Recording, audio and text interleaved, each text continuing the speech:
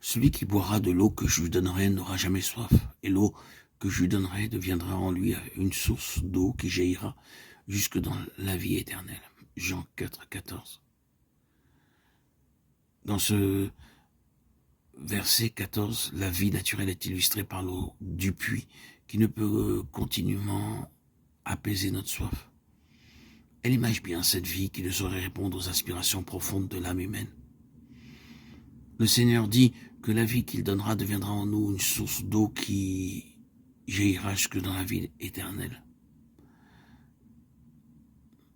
Tout fleuve prend sa source sur une montagne. Son débit est conditionné par la hauteur de la source, du degré de sa pente, de la profondeur et de la largeur de son lit. Cette déclaration renferme en arrière-plan l'intention divine, celle de faire de l'homme le miroir de Dieu, pour que lui, le Créateur, trouve dans sa créature ce qu'il est en lui-même. La divinité mise à part, évidemment. Dieu ne sera jamais satisfait par le seul fait de venir en nous. Mais son dessein est de nous constituer d'après lui-même.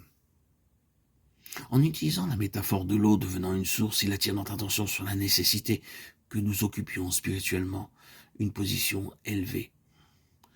Nous abordons ici l'une des questions les plus difficiles parce qu'elle touche au désordre intérieur dans la constitution de l'homme et explique cette activité débordante des croyants dans le service de Dieu et l'état d'une immaturité évidente. Cet aspect dans l'homme a déjà fait l'objet de plusieurs écrits. Il concerne l'âme et l'esprit et leur différence ne peut être faite avant que leur division ne soit opérée. Hébreux 4, 12.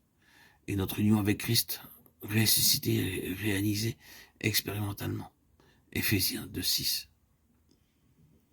Cette division ne s'obtient et ne s'accomplit pas par l'étude, mais en reconnaissant les droits absolus de Dieu en nous et sur nous. Nous introduisons ainsi la croix, puissance de Dieu, pour les établir par le Saint-Esprit, afin de faire de l'Esprit l'organe du service. Romains 1, 9. La pensée de Dieu n'a jamais été un homme en tant qu'individu, mais une famille, un ensemble semblable à lui. Cette aspiration est confirmée par « faisons l'homme à notre image, selon notre ressemblance » Genèse 1, 26. Dieu créa l'homme à son image, il créa l'homme et la femme, Genèse 1, 27. Et Dieu tira la femme de l'homme, Genèse 2, 21, 22, qui est une image de l'Église tirée de la mort de Christ. Pourquoi cette vie est-elle en nous? Parce que l'intention de Dieu a toujours été que sa vie soit celle de sa créature. Et ceci est évident puisqu'il voulait que l'homme soit à sa ressemblance. Paul rappelle cette intention.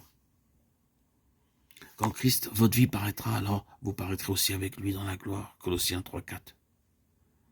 Depuis l'ascension, l'Église est en Christ, ressuscitée et exaltée, assise en lui dans les lieux célestes. Et depuis la vie a été transférée au ciel. Votre vie est cachée avec Christ en Dieu. Colossiens 3, 3.